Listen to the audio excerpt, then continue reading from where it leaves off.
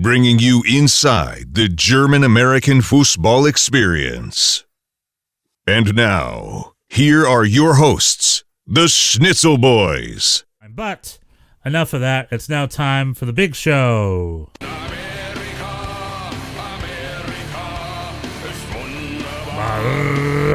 All right, take it away, my friend. I was not lucky enough to attend my beloved NYCFC, but you were in Portland. You were at the game, and you witnessed our beloved NYCFC lift the title. I was there. It was magical. It was a magical playoff run, capped off by a magical final. I'm interested to hear your take as a former neutral observer. What were your impressions of the game? Well, magical wasn't what I'd go for. It wasn't an amazing game by any chance of the being. It was better than those Seattle-Toronto finals, no?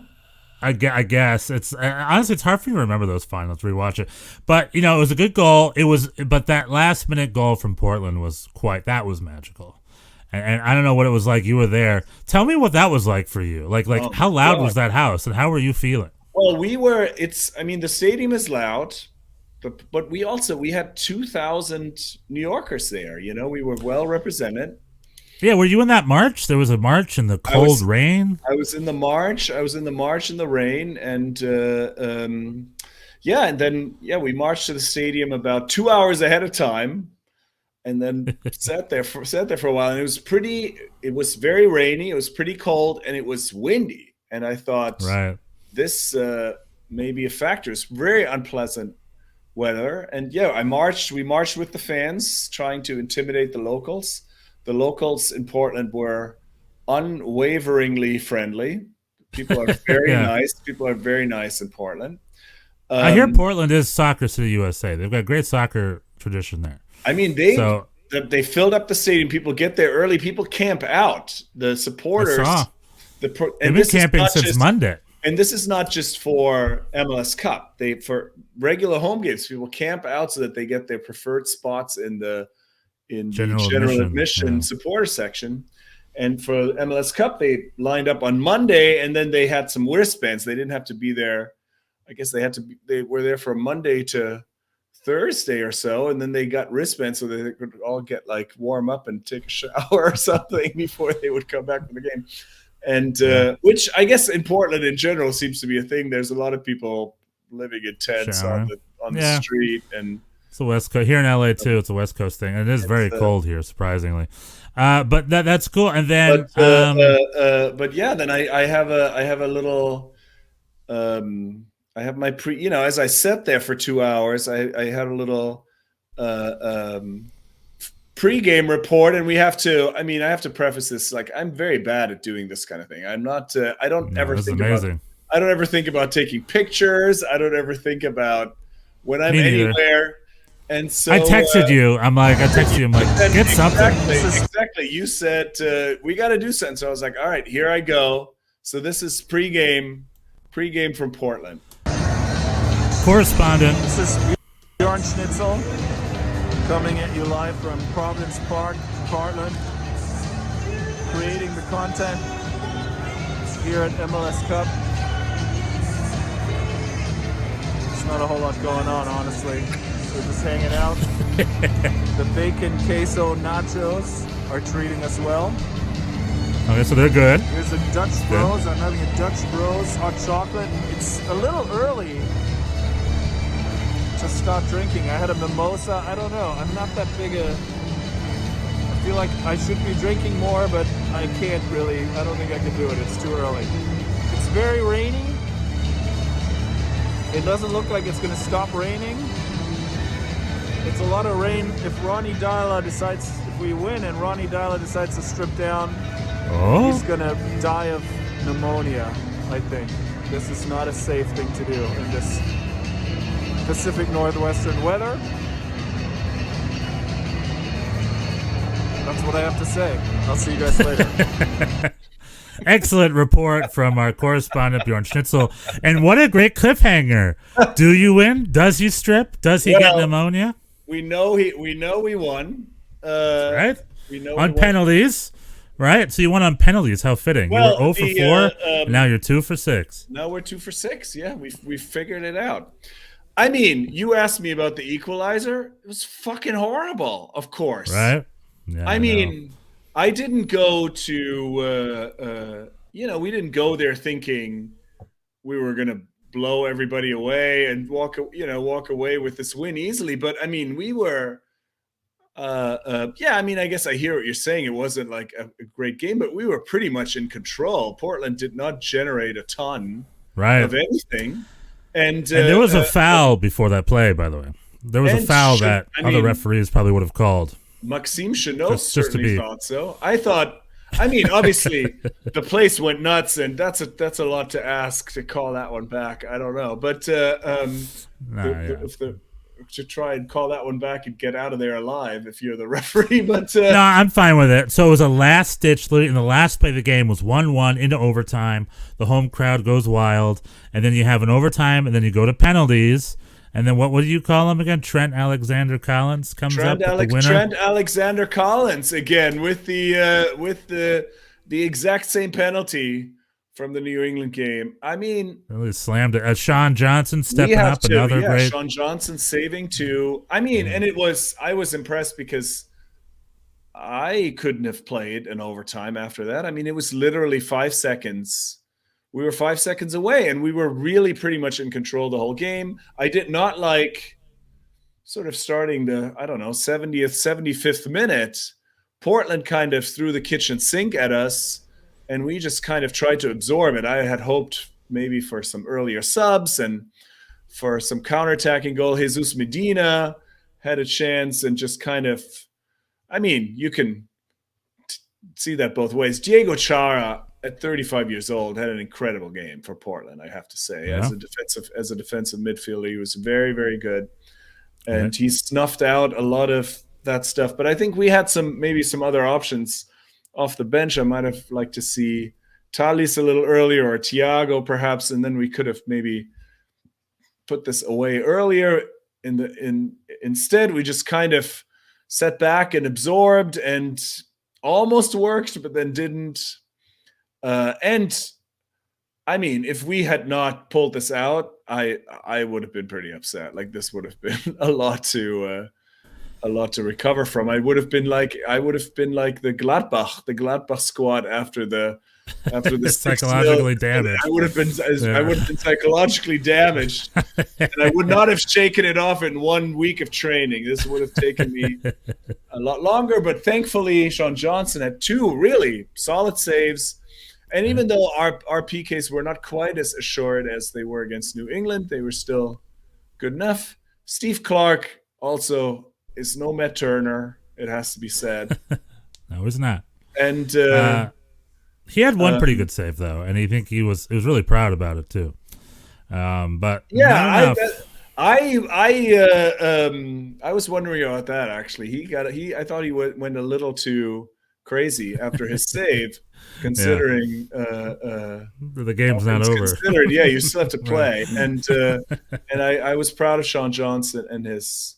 It's just, well, a lot to be said about these players and Ronnie Deila, Sean Johnson, who clearly early in the season sort of struggled a little bit with the new captain role and didn't have the greatest season early on, and for him to kind of come back like this, and it's lovely to see. I mean, it's just beautiful, right? Like sports, when it goes your way, there's nothing better. Yeah, it's one of those things, like, who knows when the next time we'll win a title like this. Might be a while. Not just for our club, but also for New York. And it's nice to win something. I remember in the 2014 World Cup when Germany won. That was I was too young to remember the 1990 tournament. So that was the first time, like, when I started following Germany, they were in sort of a bad phase, and people were like making fun of them. It wasn't hip to root for Germany. The German players weren't the hippest in the world. And then it was nice to see them grow from strength to strength, and winning that world title in Brazil was just such a moment to behold. Yeah. I was in New York City walking around, high-fiving anyone with a German jersey. I remember I was walking down Union Square and I had a German jersey, and there was some stranger there with a German jersey. We didn't say anything. I just looked at me, and we're walking past each other. I just high five. I just put my hand up. He puts his hand up. We high five. We like grab. We're past each other at this point. So I'm like doing a behind high five thing, and then we just keep walking. We didn't even turn around to say hi. It was just a very specific moment, and in that moment we're there forever. This isn't like winning a World Cup. I'm not saying that, but it's like the same thing as earning a title, and it's up there. It's up there. It's something to remember. Yeah, I was thinking about that. Yeah, I definitely. Because same. The teams that I supported in Germany throughout my life, really, until I came to, never won anything ever. Right. So there was zero. The only thing was the 1990 World Cup. That was a big deal. I was fully conscious, and I was still in Germany then. So that was just the whole country. Yeah. Went nuts. And the country merged at that time. It was an east-west. Yeah, the country merged. It was the first time. And there was also, and that sort of then also led to a lot of hand-wringing of like when people were celebrating the World Cup victory in the streets. That was followed by editorials for months. It's like, are we allowed to do that? Does this mean we're going to start a world war shortly if we celebrate our soccer team's success? So, but that was a joyful moment. And the 2014, I was in New York for that. And that was special because I got to experience that with my son. Like he was, I guess 8 at the time. And he was in soccer camp with all these South American kids who gave him all this shit and said he didn't have a chance. And so it was very, very exciting for him and for both of us. But this kind of ranks up there with those. I don't know. I mean, I guess in the 90s, when I got into baseball, I was excited about the Yankees winning all those World Series, but the Yankees win a lot. Like this is NYCFC's first kiss. That was they didn't at the time, right? In the 96, 98, that was the first time in a long time for them. So that was also exciting, but it was still, I was very new. It wasn't like wasn't like my lifelong team. And for this, I mean, it's been 7 years. I'm not saying, this NYCFC thing. It's not like, it hasn't been hundreds of years. But if you include Yankees history, and how fitting to root for a Yankees ball club. And you know what else is the most fitting? How fitting for them to win their first MLS Cup in what was many years a baseball stadium. Yeah. As PGE Park was, they had like soccer bowl, NASL. So Taylor Twellman's dad played in a soccer bowl in that stadium back in the 70s. Apparently, it's an odd shape, that stadium. It reminds me of the Bayer Arena. It reminds me of Bayer Leverkusen Stadium because Bayer Leverkusen also has only 3 sides, and one side's like a hotel or something. Well, the one side I was next to, there's a gym. I was the next to my seats. There's a building. And there's a gym, and people are on their bikes. And they can just watch the game? Yeah, they can just watch the game. Yeah. That's amazing. I wonder if it's like, weird, I wonder if you have to pay a ticket to get on that bike. Now, that's really cool. It's a cool stadium. People go nuts. It was a great experience. The fans, the New York fans held their own, I feel like. We did, we showed up in numbers. Two Portland fans were arrested for throwing a can at one of the players. Oh, okay. Fortunately, they were arrested. Their photos were released. And not everybody was nice. There were some people flipping us off. Yeah. There was a guy on the broadcast flipping off the broadcast in ABC. He's become a meme since. But it's good that we showed up well as NYCFC fans. It's good that we didn't wreck anything apart. Not like those Eagle fans after the Super Bowl. No, we were well behaved. I mean, fortunately, it went our way. Like I said, I think with this last second goal, this would have taken a long time to get over, but luckily that's not what happened. It added to the narrative, and there was so much of beautiful emotions. You know what I like seeing? I like seeing the coach and the players tear up. I like seeing that clearly they've been trying for this. I like seeing the emotion, like it really mattered. As a fan, how can you not love? Yeah, how can you not love Ronnie Deila? I mean, he was in tears. It meant a lot to him. People were calling for his head. That's right. Repeatedly. 4 months ago or 2 months ago, it was Deila out. Deila out. There was the burn it all down crowd. It wasn't just Deila. It was It was actually I did. Chris Sims, right? Or no, Brad Sims. What's Brad his name? Sims is the CEO. David Lee, the sporting director. So it was Sims out, Lee out, Deila out, everybody out. And I actually got to talk in the post-victory party at the Hilton, at the Grand Ballroom at the Hilton. I got to chat with sporting director David Lee, and I asked him about it. I said, it sounds like you managed to quiet down the burn it all down people. And he said, well, yeah, for now, until we lose the game next season, and then I'm sure he needs to come on this podcast, and we need to grill him like a German interviewer. That's what we need to do. We need to recreate Sports Studio with David Lee here. David Lee, what's to grill? He did everything right. The squad I don't know. The squad has quality. You could play more Americans. You could build a stadium. I read an article that the whole stadium fracas is just over 4,000 parking spots. How infuriating is that? I have some news about that as well. The Brad Sims, CEO Brad Sims, said on the record, we will have a stadium open by World Cup 2026. Nice. That is the goal. I think that Bronx project is perfect. Because imagine spending 7 years going to Yankee Stadium and then building a stadium somewhere on the other side of the city. Like, it makes sense to build it off the same subway stop. That's sort of just New Yorker talking, but the subtext. I think that would be great. I think the subtext that I sort of picked up and that you can hear from him, and I mean, he won't say this, but I mean, there's several things going on. I think the Yankees care, but not that much. Right, and they're not the best They're not. They're not on your side a lot of the time. And I think that's that's where this parking situation. It's like the Yankees are like, well, we need these parking spots, and we don't care enough to. Yeah. So I think that's problem A, and I think problem B is that. Excuse me.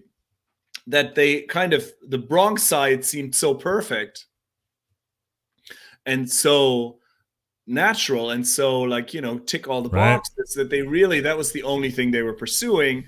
And so in that sense, then the city also kind of has the team over a barrel and says, we're not in a rush, and we're going to extract everything we can from you. And I think now the strategy is to look elsewhere, to have other options, and to kind of, create a little bit of urgency on the part of these boroughs and these. Well, apparently the new mayor is pro stadium, and this is actually perfect timing. I don't know what the plans are. Maybe they'll have a ticker tape parade or something, or they have to have some sort of event. City Hall tomorrow. Steps of City Hall. City Hall. That's good timing. Excellent. That's so cool. Do another correspondence report while you're there. All right. Let me know what the bacon nachos are like at City Hall. Another good one. Okay. All right.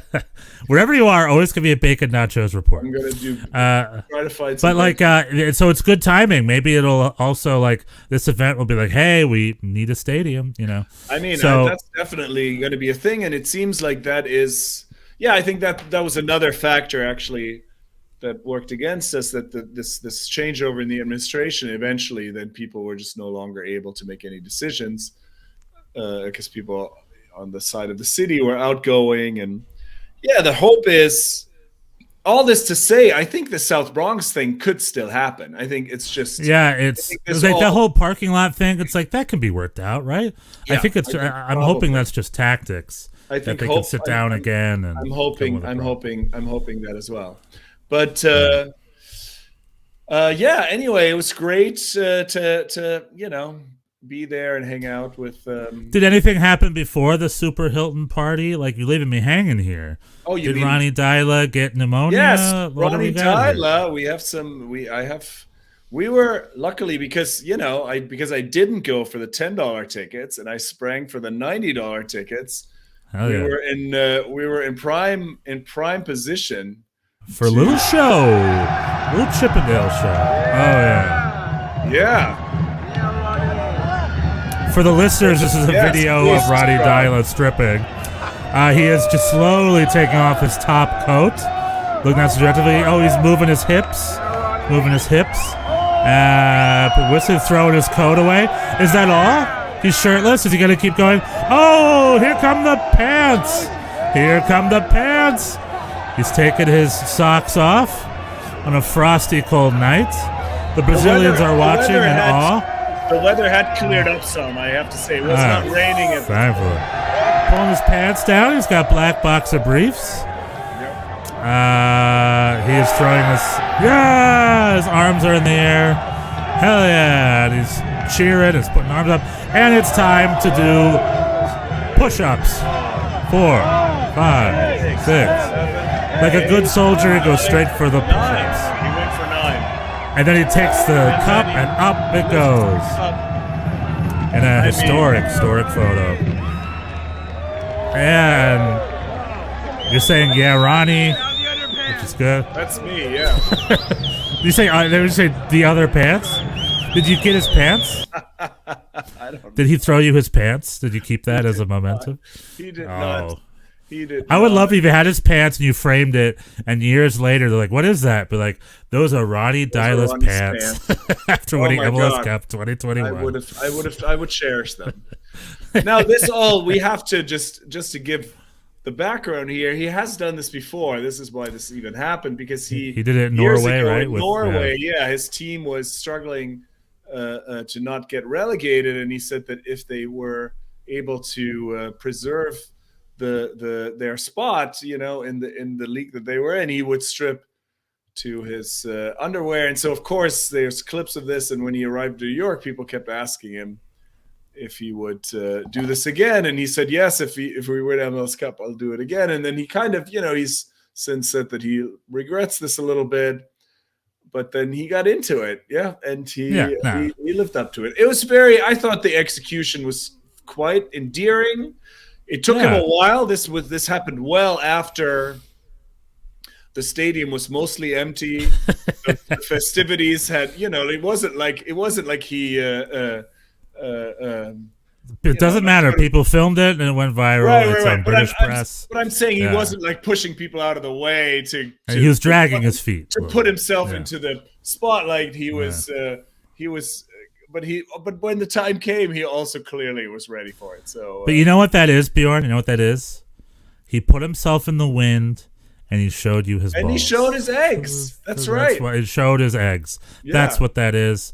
He's putting his money where his mouth is. And we're excellent. So I just want to say, beautiful night for NYCFC. In no way do we need to talk about any other clubs in the wake of this.